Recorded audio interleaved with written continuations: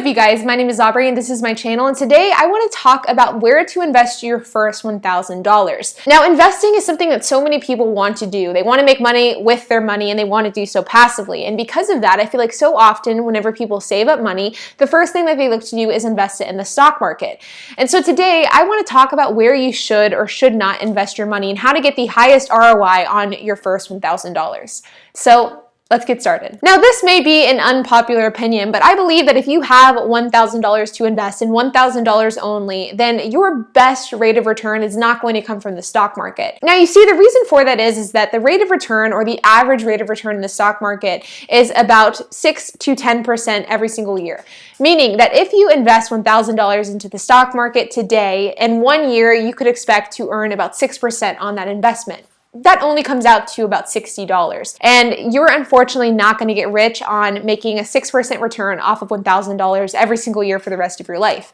Is it better than spending that $1,000? Of course. But is there better places to put that money? Absolutely. Now, this is kind of a cliche response to this question, but it is the absolute truth. Rather than investing your first $1,000 into the stock market or into an investment or into Bitcoin, I believe that the best thing to do with that $1,000 is to invest it in yourself. Is to invest it in perfecting a craft, perfecting a skill, or learning something that you can then use to make more and more money. For example, I think one of the best investments that somebody could make with $1,000 is to buy a laptop. This is something that I think every single person should have. The fact is that there are so many opportunities out there to make money and to grow a business using just an internet connection and a laptop. In fact, I do all of my work from a computer, which means I make almost 100% of my income from the internet and from a computer. That would not be possible if I didn't have a computer to begin with. I believe that a computer to be used for work purposes or learning purposes is one of the best equipment investments that anybody could make. Yeah, your phone is essentially a computer, but the fact is that navigating on a phone is significantly harder than navigating on a traditional computer, and you can do a lot more with a computer than you can do with your phone. Phones have come a long way, but in my opinion, they still don't replace a traditional laptop or desktop computer. Now, the brand and the type of laptop you go with is purely up to you, but the fact is that you can get a really great laptop for $1,000, and you could even get an entry-level laptop for like $500 to $800 and then save the additional $300 for something else. I think that a laptop and a computer is one of the best ways to invest in yourself and to invest in your future, and I also think it's one of the most surefire ways that you can end up making that money back.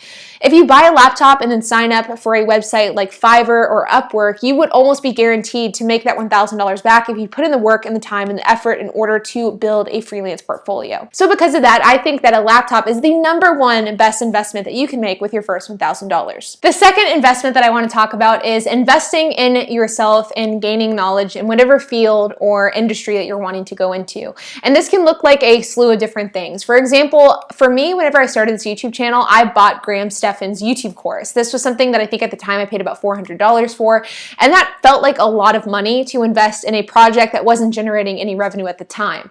But ultimately, I accredit that course for one of the reasons why I've been able to turn this YouTube channel into a legitimate revenue stream. That's just one of the many examples out there of a really valuable course that costs a few $100s but can give you unlimited returns in the long run. Now, regardless of what field or industry or sector you're wanting to go into or you're wanting to explore, there is most likely some sort of expert out there selling their knowledge to people like you. Now, I think that buying a reputable course from a knowledgeable expert is an absolute great investment. It's something that I've done many times, and I'm sure I'll do it many times in the future as well. But this is where it can sometimes get a little bit tricky, because for every Graham Stephan out there, for every person who's selling a reputable course with real knowledge and real information to give, there are about 20 or 30 people out there who have no business selling a course. The people who are self-proclaimed internet gurus who have no business selling a course to anybody. And those are the people that need to be avoided at all costs. So though I do think that courses and books and ebooks and mentorships are sometimes really great investments, I think that this can be risky if you don't vet out the course properly. If it's somebody that you know is a reputable source in an industry or in a sector, then absolutely go for it. I think that that's an amazing investment. But if it's somebody that you've never heard of before that's making really extravagant claims names and has a sketchy website, then I would probably avoid that, and I think your money is better invested elsewhere. Now, my third recommendation for you guys is to start a side gig. With $1,000, you can invest that in equipment and tools to start a really profitable side gig. For example, you could start a lawn mowing business and invest that $1,000 into getting a decent lawnmower, weed whacker, and various lawn tools.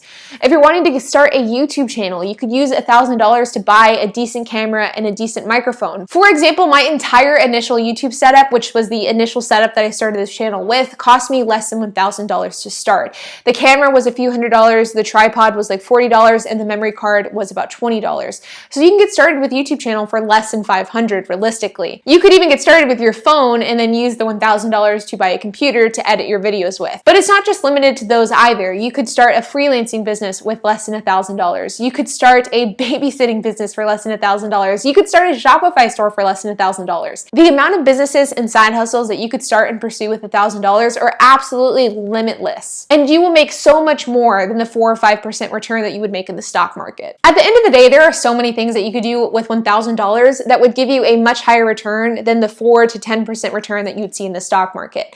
I'm a firm believer that whenever you're first starting out, your money is better spent investing in yourself and investing in a side hustle or a business rather than in a passive income stream like the stock market. Once you start making more money, once you start saving more money, once you start accumulating more money, that's whenever you can start to pivot from an active income to a passive income.